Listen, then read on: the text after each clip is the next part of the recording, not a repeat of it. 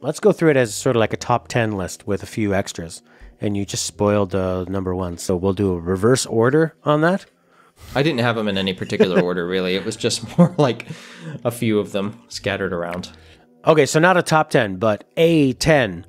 Now, I'll put in not the outliers, but sort of like runner-ups would be, say, StarCraft, Rocket League, PUBG, Fortnite. Online games that are going to exist with a platform. Warframe, now, yeah. I'm going to, Warframe. People are going to be dying to play that. Buy the remaster of Warframe and get a remaster of Knack at no charge. We'll give you $10. So my 10th one that I'm going to add onto this list is going to be Metal Gear Solid 4. And I think that Metal Gear Solid's got a huge following, big brand, Konami loves money, and Metal Gear Solid 4 runs like garbage and is exclusive to the PS3. I can't believe that they didn't remaster it for the PS4, but I could see them at a board meeting, Konami looking around going like, what else do we have? Oh yeah, this game. Okay, yeah, sure. Put it on the PS5. Yeah, I actually was kind of glancing at the Metal Gear Solid titles, having not really been I haven't really had much experience with Metal Gear Solid franchise, so I kind of figured you might pick up on one of those. And one of those definitely looks like a candidate to me.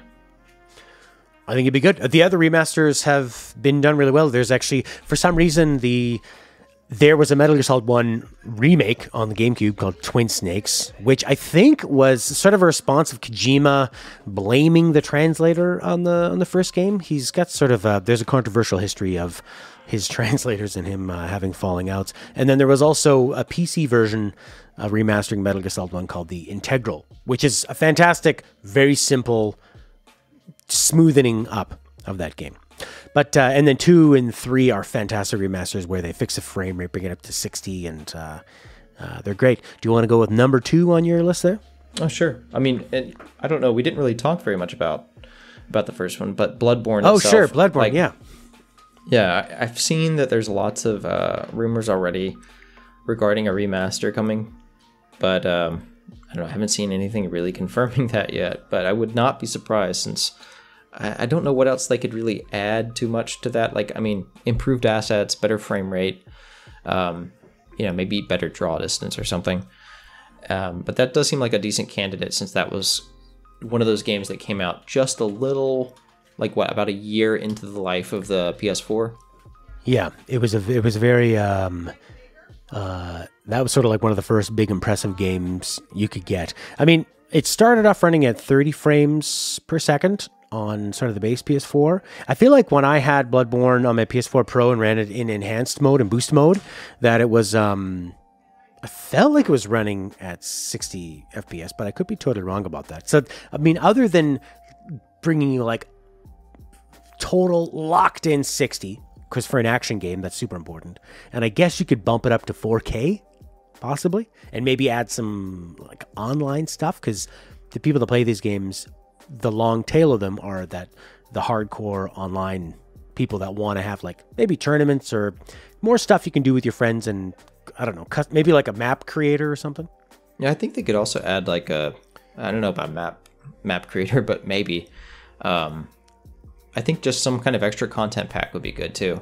It doesn't, I mean, a lot of times these kind of things, it's going to be hard to integrate them into the story since the game was pretty much complete when it came out and when they finished their original DLC.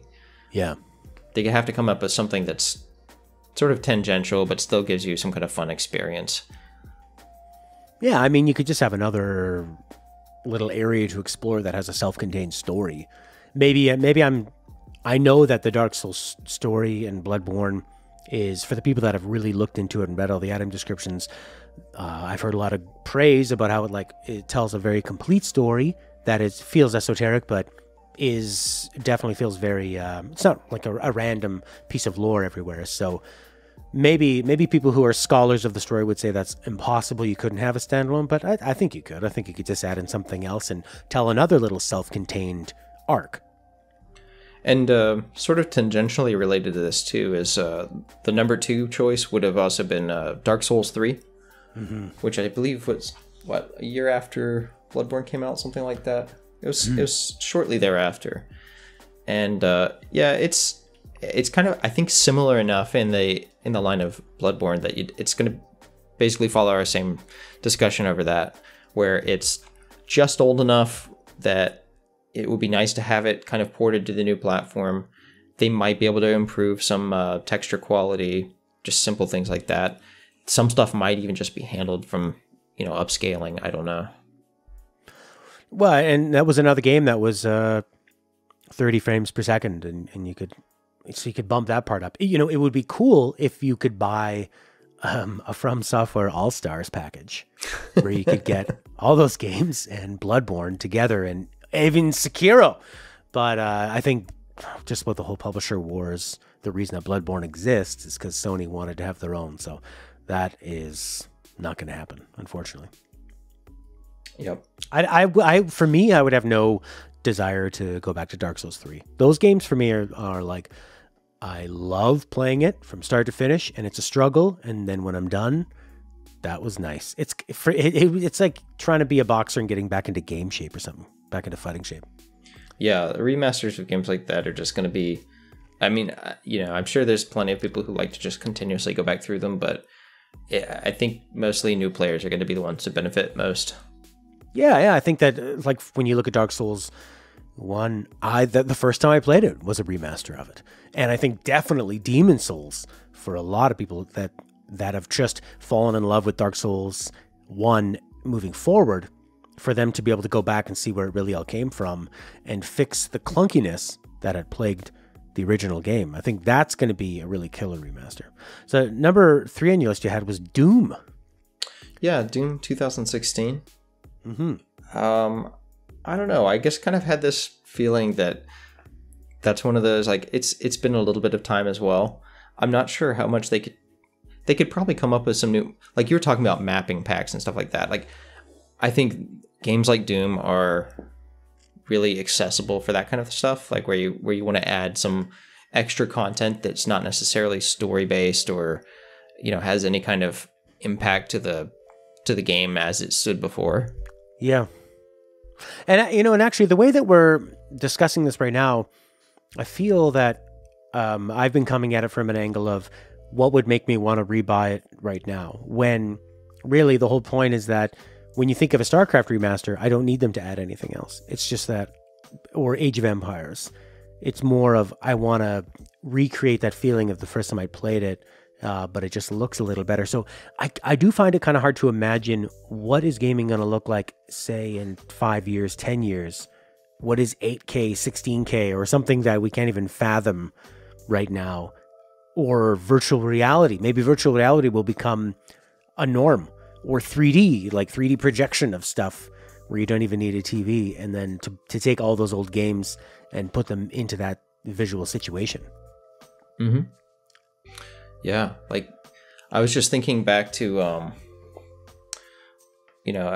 I miss having access to like games where I could do things like mod maps and do all this stuff myself. And yeah, Doom is one of those for me. And I was just thinking about all the releases we've seen since too. It's just, I'm surprised they wouldn't have that on the new gen as well. Like a 2-pack Doom 2016 and Doom Eternal, something like that. A Doom All Stars. Well, I think for number 4, I put Prey on here because I was thinking that's a really atmospheric game, and it kind of, like, I could imagine adding things like ray tracing support, or mapping for that. It could benefit a lot from those just better effects from newer hardware, pretty much. Yeah, because I agree, Prey, its strength is its atmosphere, and that it has that sort of arcane, unique visual style, but it's not super flashy. And there are some more interesting things I think you could do, especially with maybe to add some more detail to the enemies, the environments, the space around you, and the weapons and things like that, like ways you could just kind of make it really shimmer on the screen. Whereas Arcane, I like that they have their own style, but their stuff tends to have kind of a flatter sort of like softer look to it, where and it works really well. Where they get really great performance. I never really remember playing those games and suffering any kind of slowdown because they need to render 50 million blades of grass. Instead, they go for like very big, exaggerated, almost cartoony, grotesque ways of showing their form of realism. Sure. Yeah. So number 50, this one I could definitely see getting a remaster because it's the whole franchise has been such a flagship for Sony, and there was the collection of the first 3 games put together. But God of War 2018, God of War 4, I could definitely see that one coming forward, just because it was such a, I think for a lot of people that was a highlight of the generation so far. I haven't played it, but I'm interested in giving it a shot. Oh yeah, I mean, it does make me wonder if Sony's going to have some kind of like Sony highlights package. You know, like now the more I'm thinking of these all-stars ideas, like I could see something like that. I know. I feel like even with Prey, I'm going, I'd buy like a Prey and Dishonored all-stars pack. If Arcane wanted to bundle all that stuff together, I'd love it. So number 6 I had on there was Neo. Yeah. So why are you thinking Neo? I don't know. I mean, I guess it just kind of, it seemed like people really like that game. It seems like it has quite a following. And I don't know. I just, it just seemed like it would fit for that generational bridge. Like if they were to release a Neo and Neo 2 in preparation for having some kind of third game. I don't know if there's a third game upcoming, but usually that's when you see that kind of thing. You'll have like the second game not remastered, first game gets remastered, and then you have the third one come out as a separate title. Right. Yeah, I mean, I'm not aware of the concrete sales figures around Neo, but to me it seems like it has a pretty good cult following because there are some things that it takes directly from Dark Souls, but I think the way that it handles its how fast it feels, the way it's divided up into levels, it definitely has more of that kind of like Namco arcadey Ninja Gaiden feel to it as opposed to Dark Souls, which is more of like slightly slower and a bit more immersive in dealing with like the immersion of it and the atmosphere. Whereas Neo is like hard hitting, a little camp. Things can be kind of sillier, but a little more arcadey. Yeah. Yeah, and it's a totally, I could not beat Neo, whereas the Dark Souls games I can eventually hack my way through, but Neo required a totally different, felt like a different skill set to me. So I could see that one coming forward, and especially because it seems like I know Neo 2 has a lot of customization going on, and people seem to be pretty, at least the people I talked to are very excited about that. And I could see maybe like remaster of Neo. Now you can have make him look like anything you want. Import your costume design from Neo 2 into Neo 1. That could be a big one. Number 7, Kingdom Hearts 3. Your favorite? Oh yeah, I feel like Nomura just haunts my dreams, where the first half of this episode, I feel like every paragraph I ended off with was like bashing Final Fantasy VII Remake and how that felt. And it's him. It's getting into my brain. I mean, of course this is going to get remastered. He has remastered everything up to this point. Although, wouldn't it just be the most Nomura thing if out of the 27 Kingdom Hearts games that have constantly been remixed and super shuffled, if this is the one he doesn't do? Yeah, I mean, I was thinking of that absurdity. This is like a case of, it's almost separate from all the other remasters, and only because there's just like a historical precedent. And yeah, if that were denied, that would be quite interesting. If he does not put out a final remaster collection that is just called Kingdom Hearts Complete. But you also have to have a clever acronym so that it forms some other word.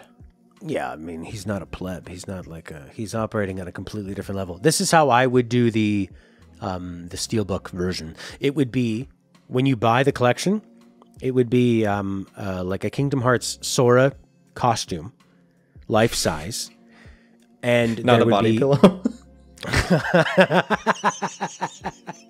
Yeah, that's better. You've improved it. So it's a body pillow of Sora, and there's like 25 different zippers on it, and each zipper contains one of the games. It's the Kingdom Hearts Advent Calendar. Yeah. Oh, man. Open a zipper, get a chocolate, get a game. I can't tell what he's going to do. Maybe. I would think Square's going to put it out, but I am not on their wavelength. Yeah, I'm surprised we haven't heard anything about it already leading up, you know. Like, I would think this kind of thing would be announced because the game came out pretty late, you know, in the PS4's platform. So came out, yeah, 10 years late. Number 8, Sekiro. I could see this one because the game runs pretty rock solid from what I remember. But like Prey, and like you had mentioned, I think it could benefit from ray tracing and glistening water. Yeah, the atmosphere in that game was just amazing. If you could make Sekiro look more like Ghost of Tsushima, that would be a nice way to remaster that game. Yeah, and I feel like it's just one of those that's going to feel closer to a port, just simply because the game is released in 2019. You know, it hasn't been that long, but to be fair, I also should say a lot of these I don't necessarily see them being remastered immediately once the PS5 and the Xbox are out. I could see them coming, 4 or 5 years down the line when enough more time has passed and people have kind of already forgotten about some of this stuff. And I see that being like the perfect timing for things like Sekiro or Bloodborne or Dark Souls 3. Bloodborne probably will come out sooner, but I think so. Yeah, I think Bloodborne is From Software has been a really nice bullet in Sony's their arsenal. Exactly. I was going to say armory. Thank you very much for arsenal. But it's because, Sony them and Nintendo have been succeeding on exclusives, and there's just something really special about like the way Dark Souls has grown, and Bloodborne and Sekiro being their own little private toys. I think it's coming out sooner than later for sure. Number 9, last one on this list so far, and then we have some other runners up we can talk about too, but call it, buddy. Red Dead Redemption 2. Now, do you think that Red Dead is going to be more of a platform service? Because this is very anecdotal, but I was talking to a teenager that used to work at a summer camp here. And when I talked to this kid last year, I think that's when Red Dead came out, he was obsessed with Red Dead. He loved it. And I didn't even really tell him my opinion on it because he was so happy with it. Like, cool. I'm really glad you like it. That's great. And this is 1 year later. And I was talking to his mom. She's like, he's still playing Red Dead. He's still brewing coffee. He won't study. Yeah. And maybe a lot of that has to do with how long everything takes in that game. So it's to ask for some horse stimulants for Christmas. I don't know what to do. It's I could see this one becoming like a Grand Theft Auto where they keep it as a platform and you can just keep adding things. The thing with Red Dead is that Rockstar knows how to do this open world of you could just add a whole other area. All the stories are self-contained, right? Mm-hmm. So you just need to add like 50 NPCs and they all have their own thing to talk about, and there's like a new gang over there you need to deal with, and there's talk to an NPC and like you take a stagecoach over to like some new area, like I don't know, wherever. Yeah, because what Red Dead 2 did really well is that almost every NPC you talk to has multiple ways you can interact with them, positively, negatively, and they have a fairly fleshed out story that is really impressive. Like when I compare Red Dead 2 to The Witcher 3, The Witcher 3 looks beautiful and is large, but the NPCs don't really do anything. They're kind of like animatronics at a museum that you walk by. They say something, but they're not really living there. And sure, they look like they're living there, but the characters in Red Dead, you can really interact with them and things can happen and you can accidentally run them over and now the law's involved, or there's, somebody standing near a lake and teach you how to use like a flying machine or something. There's some like serious work and depth gone into a game that is still gigantic. So I could see them taking that formula and just making another big chunk of it, or maybe messing around with, I don't know what's popular with Red Dead Online. Is it the Battle Royale, or is it more just kind of people role-playing stuff? If they released a Red Dead Redemption 2, The Great North expansion set in Canada, would you go back to it?